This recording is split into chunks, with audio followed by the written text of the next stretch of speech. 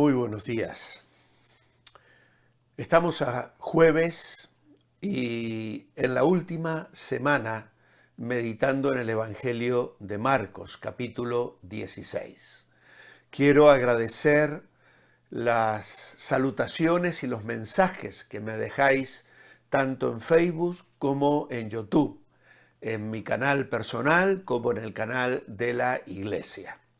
Es para mí un gozo y de mucho ánimo leer vuestras palabras de agradecimiento por este devocional que es de tanta bendición para vuestras vidas. Alabo al Señor por ello, me gozo en esto y confío en que el Señor siga dándome las fuerzas y guiándome en su sabiduría para compartir estas verdades que hace tanto bien a mi corazón y que también os bendicen a vosotros. Nuestra lectura hoy está en el capítulo 16, versículo 9 dice: Jesús resucitó el primer día de la semana, muy de mañana, y se apareció en primer lugar a María Magdalena, de quien había echado 7 demonios. Ella fue a comunicárselo a los que habían estado con él, que se encontraban tristes y lloraban. Y cuando oyeron que Jesús vivía y que ella le había visto, no lo creyeron. Bueno, esta descripción de María Magdalena también se encuentra en Lucas capítulo 8 y el versículo 2. De ella Jesús expulsó 7 demonios, lo cual no quiere indicar la condición de gran pecadora, sino más bien lo grave de la enfermedad funesta de la que el Señor la había curado. Algunos sugieren que es extraño que Marcos la presente describiéndola casi como un nuevo personaje, ya que fue mencionada al menos 3 veces en este Evangelio, en el capítulo 15, verso 40, el 47 y ahora en el versículo 1. El encuentro de Jesús con ella es dado plenamente en el Evangelio de Juan, en el capítulo 20, versículos 11 al 18. Luego tenemos la recapitulación del episodio de los que iban camino a Emaús, referido con más detalle en Lucas 24. Este precioso y profundo relato está abreviado, refiriendo únicamente que Jesús se apareció bajo diferente forma a 2 de ellos, es decir, de los acompañantes de Jesús que antes había mencionado. Según la concepción del autor, Jesús habría adoptado a propósito la apariencia de un forastero. Nada dice de que los ojos de los discípulos de Emaús se abrieran al partir el pan. Lo único que importa una vez más es el hecho de que los otros discípulos no les prestaron ningún crédito. Es decir, que los hombres no tuvieron mejor suerte que las mujeres. El que no creyeran a aquellas mujeres y a estos hombres ahora es sumamente importante en relación con el testimonio posterior que ellos dieron tocante a su resurrección. Es decir, testimonio dado a riesgo de su misma vida. Los relatos de los evangelios sobre la resurrección del Señor son múltiples y variados.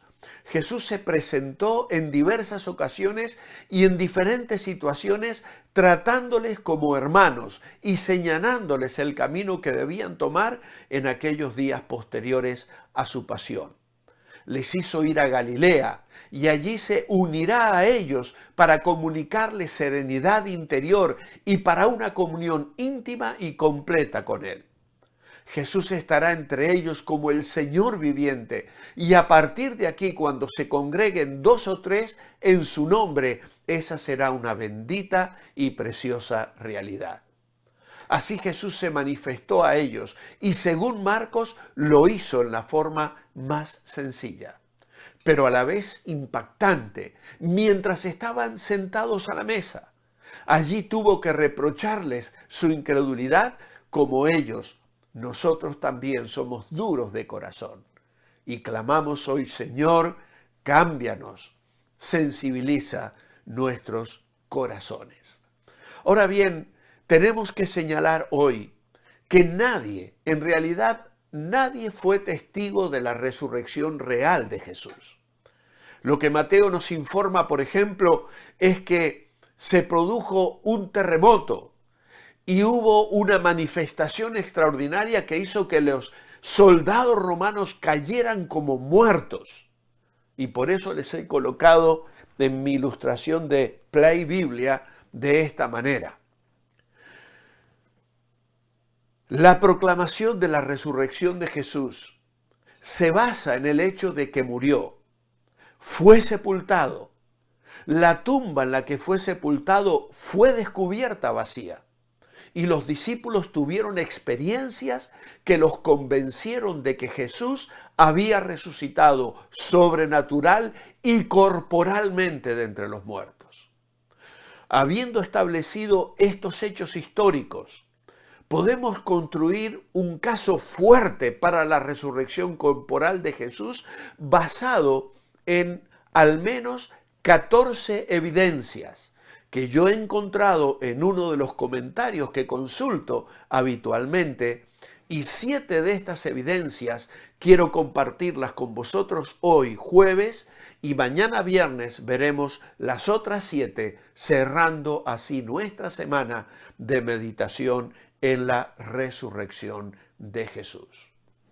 La primera evidencia es el fracaso de las teorías naturalistas o alternativas para explicar el suceso. Los argumentos naturalistas no resistieron un análisis cuidadoso. Prácticamente todos ellos han sido abandonados o revisados sustancialmente.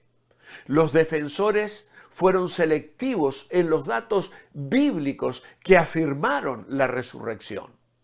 Es decir, hablar de que no había muerto y de que él no había llegado a experimentar la muerte física, pero que luego por sí solo, después de estar el tiempo que estuvo en una piedra dura, en una tumba fría, y después de la tortura de la crucifixión, mover él solo la piedra para salir de allí, es algo absolutamente imposible de sostener.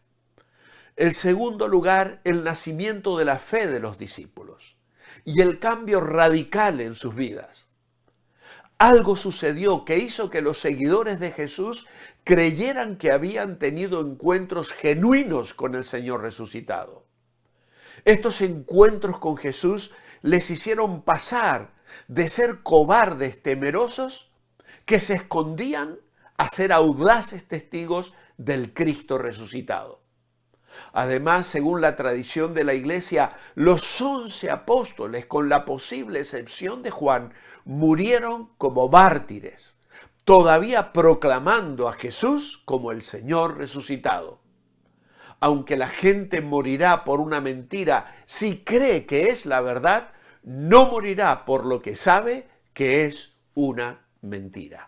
Y esto se dio en al menos 10 casos de los 11 discípulos que observaron la resurrección al reencontrarse con Jesús.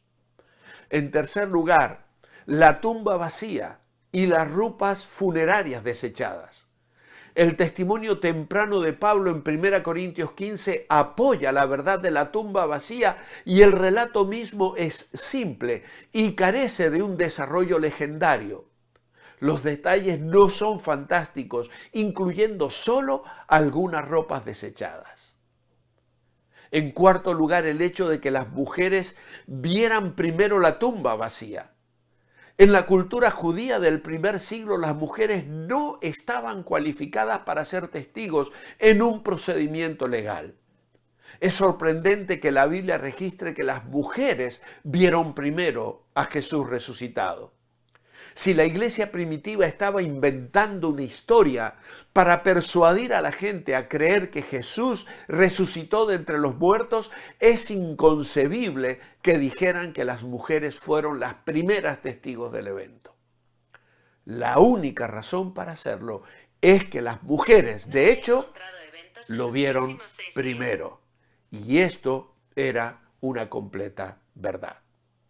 En quinto lugar, el cambio del día del culto del día de reposo al domingo.